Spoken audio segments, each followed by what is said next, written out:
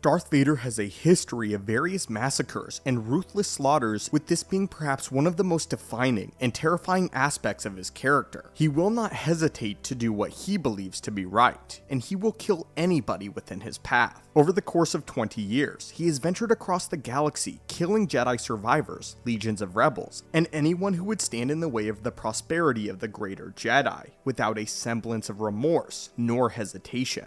Typically, Vader follows a very simple pattern, that being brute force combat driven by a lightsaber and his dark side powers. While he usually marches through various different obstacles unimpaired, there was one particular occasion where Vader was able to orchestrate a slaughter without ever raising his blade. One of his bloodiest encounters didn't entail him fighting at all, and it centered entirely around the legacy and memory of one Count Dooku, former Separatist leader and second apprentice to Lord Sidious. So today, students of the Force and acolytes of the galaxy, let's discuss how Darth Vader was able to kill Count Dooku's entire family without ever lifting a finger or raising his blade. First though, we're having a sale on the Star Wars merch page where you can get 30% off everything. Also at checkout, if you use code WAVE, you get an additional 10% off. I just thought I'd let you guys know. Now, back to the story. Immediately following the Clone Wars, the Empire existed in a state of uncertainty, as much of the populace was slow to accept a new form of governing force. For the core worlds, the collapse of the Republic and promise of a new governing structure seemed appealing, especially after the mess that the Clone Wars had left in its wake. But many worlds were more hesitant to recognize the Empire as their governing body,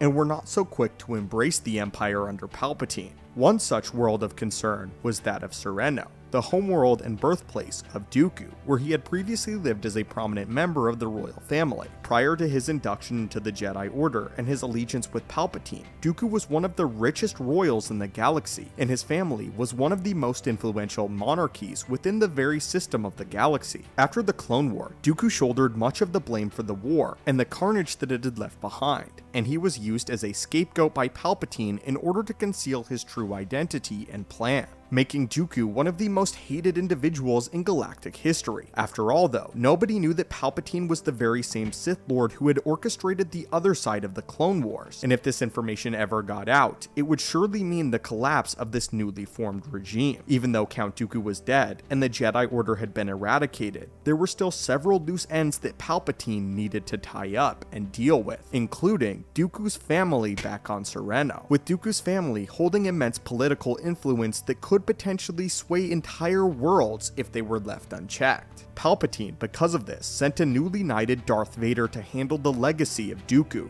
cleaning up any influence that his name still held, and ensuring that the world of Sereno remained loyal only to the Empire. When Lord Vader arrived, he instructed the heads of the Serenian royal families to meet with him to discuss their new place in the Empire. He operated using Count Dooku as an excuse for his visit, claiming that he was concerned about their loyalties, and he had to ensure that they were no longer loyal to the remnants of the Separatists. The Separatists, which were all but dead by this point in time. But this wasn't the true purpose of Vader's arrival. In truth, he had to ensure that the true identity of Darth Sidious was never leaked, and any information pertaining to Dooku's previous training under Palpatine was lost forever in order to ensure that the Empire was allowed to continue to flourish. If Dooku's family knew anything about his former tenure as a Sith Lord and the master that he served, then this one planet could potentially cripple the Empire before it ever got off the ground. In the minds of his family members, Count Dooku was not the same villain that the Republic had made him out to be, as they were still loyal to his cause, nor did they believe he was necessarily a bad person. Though they knew that he used the dark side of the Force, he did so in order to effect social and political change on a grand scale, which sought to help many oppressed people across the galaxy. As in many eyes and in many corners of the galaxy, Dooku was a war hero. He was a charismatic leader who sought to make change for the better, and he had a noble vision that he was trying to execute. The Separatists even used this belief to insult Darth Vader, calling him a pale imitation of the man Dooku had once been. While Vader was powerful and incredibly intimidating, he didn't have the charisma to hold on to the galaxy like Dooku had, and instead of being a vengeful machine powered by rage, Lord Dooku had a calm-minded approach that Vader would never be able to match. Dooku garnered respect while Vader preyed on fear, and in the end, Vader deemed respect far too powerful of a tool. This meant that in spite of Vader's power, the galaxy would eventually slip through his fingers, unlike that of Dooku, and they were insulted that Vader had been the ruler to take place of their once great family. Here, Darth Vader, without a word, ignited his lightsaber, unwilling to respond vocally to the family and threats of Dooku. However, Darth Vader did not use his lightsaber, nor did he even raise it. He stated that he believed Sereno must be cleansed, and the loyalty to Dooku would not be allowed to continue for the sake of a new empire. Darth Vader was insulted by the Count's family's attack on him, but it was not unexpected, and he therefore made a decree that in order for the galaxy to prosper, they needed to be cleansed entirely. He stated that if the first son of each family were to kill his parents and pledge his loyalty to the Empire, then Sereno would be allowed to live on and continue to thrive under Imperial rule. In this banquet hall sat the families and their eldest sons, each of whom now had a decision to make in order to save the planet over which they presided. It started simply with one son, who took a knife and proceeded to kill his father, immediately setting forth a very different precedent.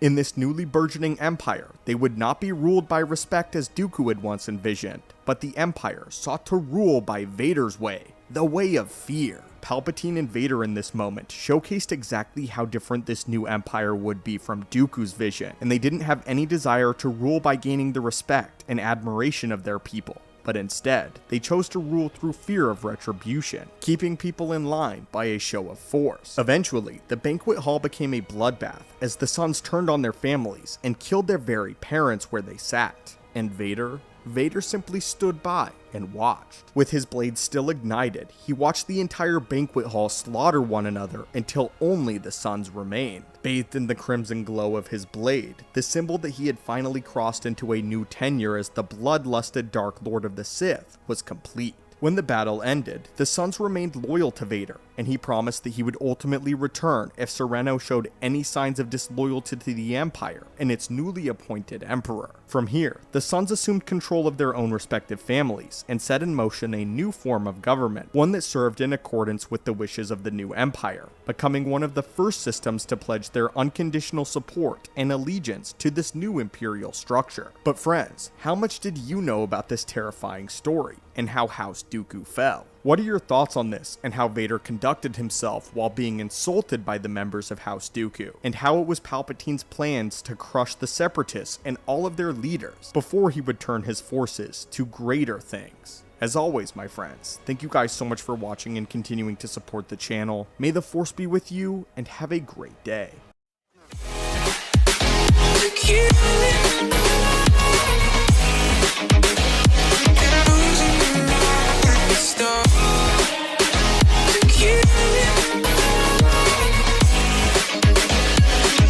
Just let me fall to my